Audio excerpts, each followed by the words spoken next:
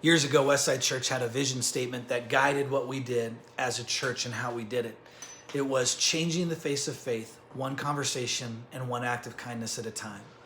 The idea was how our actions could redefine for people in our community what it means to be a Christ follower.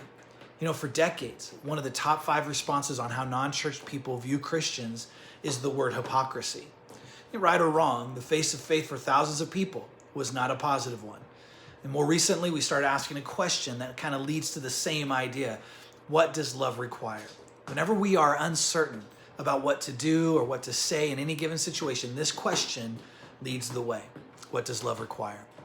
You know, thousands of Westsiders are leading the way and changing the face of faith for their world. And every week I hear stories and the stories of what Westside Church is doing corporately to answer that question. I want to run through several ways that your church is loving our world. You know, over the past several months, we have given tens of thousands of dollars from For the City and our general funds to help people in these dire times. Just the past 3 months alone, we have spent $75,000 directly toward helping others. Together, we recently donated our box truck to the nonprofit Furnish Hope to help provide hope to lower income and struggling families by providing beds and new furnishing for their homes. We continue to support Shepherd's House Ministries every month, and we provided Christmas gifts for the men and women in that program. We continue to partner with every child in our shared efforts to surround vulnerable children with family and to surround families with community. Recently, we helped find the funding for a needed playground to be built in Warm Springs in 2021.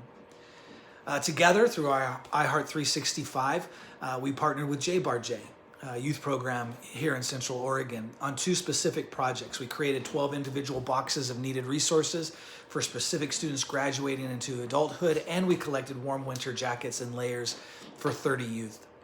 Through our Hope and Helpline, we saw a huge increase in families in need calling us. We were so grateful to be able to assist over 30 families every single month with utility, rent, grocery card help.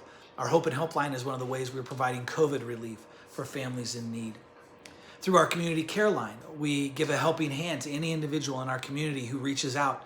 Thanks to the Stop and Go Shell Market on the east side, we're able to give out 10 gasoline vouchers every single week to those in need. This is such a beautiful partnership and standing in solidarity with our community. We continue to support and partner with Bethlehem Inn.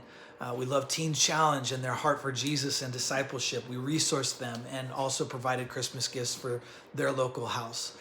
We have continued to resource and partner with Rock Bottom Hope, which is a local grassroots nonprofit that has volunteer coaches who talk with people about their addictions, their mental health, feelings of isolation, and they walk with them through it. It's a group of mentors. It's amazing.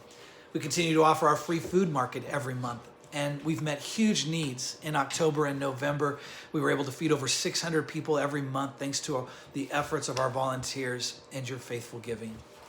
Through our annual giving tree, we will be providing Christmas gifts to 813 people. It's amazing.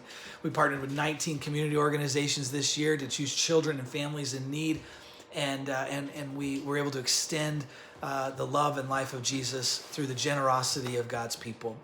We also invested $5,000 into Christmas gifts for Warm Springs School students. We invested $5,000 into the Madras High School Food Project, which is a program that keeps students cared for and fed over the Christmas break. Globally, we've given gifts through Compassion First and Foursquare Missions International to support churches that are struggling globally and to resource street ministries that serve those affected by human trafficking. And we gave Christmas gifts to our missionaries serving faithfully in Africa, Asia, Mexico, Australia, and Spain. Well, this isn't everything, but I think you get the idea.